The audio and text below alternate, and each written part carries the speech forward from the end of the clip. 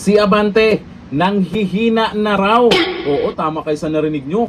Yan po ay viral post ni Mika Guevara na kung saan nasisi ang mga DDS dito. Ang sabi, Abante, pakiramdam niya ay nanghihina sa araw-araw dahil sa panalangin ng mga DDS sa kanya. Abay, lahat na lang.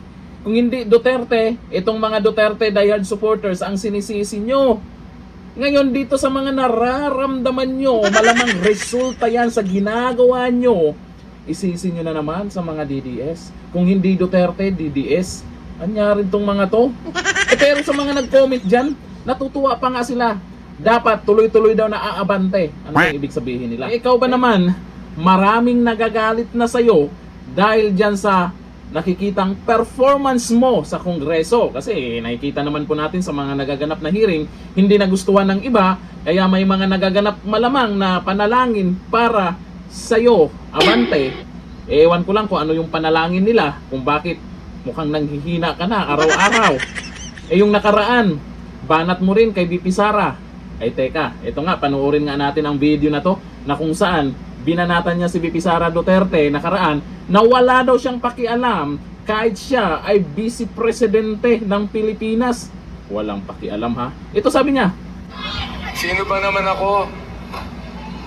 Isang congressman lamang ng Manila. Pinag-aksayahan ng panahon ng vice presidente.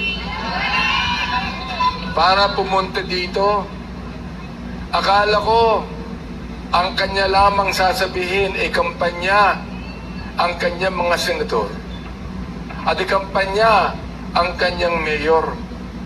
Yung pala, ako pala ang punto ng kanyang mga salita. Ako pala ang talagang sisiraan niya. Sisiraan. Binoto ko yun. Baka katotohanan yun. Vice President, binoto ko yun. Kasama nung dating mayor, binoto ko din yun. Oo. Ngayon, kahit kailan, hindi ko na iboboto yung dalawang yan.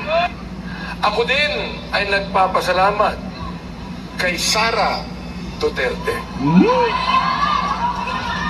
Kung hindi sa kanya, hindi nyo gagawin, mga chairman, ang mga bagay na ito. Kaya nagpapasalamat ako sa inyo. Ay, ang tanong kasi ngayon, nanalo ka ba talaga? Lamang yung kalaban mo, di ba? Tapos siya yung naging congressman. Ang lupit talaga ni Abante. Bilib ako dyan sa kanya. Ay, dito po sa post po ni Mika Guevara, marami pong nag-react dyan. Marami pong nag-share dyan. At di ko lang alam bakit tuwang-tuwa pa tong mga netizens sa nangyari po. Nangihina na nga yung tao, di ba? O ayon dito sa mga nagkomento, ayon kay Aiki Kadaraw, dagdagan pa ng dasal. Hoy, yung mga nagdasal daw para kay Abante, dagdagan nyo pa. Kung ano man ang laman ng dasal nyo, ituloy-tuloy nyo lang yan. Magdasal pa para kay Abante. Wala naman sigurong masama kung ipagdadasal natin yung tao, di ba? Ang problema dito, ano kaya yung ipinagdadasal nyo para kay Abante? O sabi ni Mark Lopez Acosta, relax lang Abante, baka aabante ka na nga. Relax lang daw. Sabi ni Asam Negrido, tuloy-tuloy mo lang yung nararamdaman mo, abs. Kasi naman, dating dyan sa dasal, kung masama man ang laman ng dasal ng mga DDS para kay Abante, hindi po pakikinggan niya yan. Kung malinis, kung talagang siya kurap, kung matino siyang pastor tsaka congressman pa talaga yan. Kung talagang wala siyang ginagawang masama, hindi pakikinggan yung mga dasal. Hanggang ngayon nga, may mga nagtatanong pa rin, talaga bang nanalo yan? Di ba? Talaga bang binoto ng tao yan? Binoto din naman. Yun nga lang, lamang yung kalaban. Pero siya yung umupo. Ikaw, may dasal ka rin ba para kay Abante? Anong laman niya? Para saan yan? Para ba sa ikakabuti niya? O para Abante talaga siya? Comment tayo dyan. Hanggang dito na lang. Bye-bye.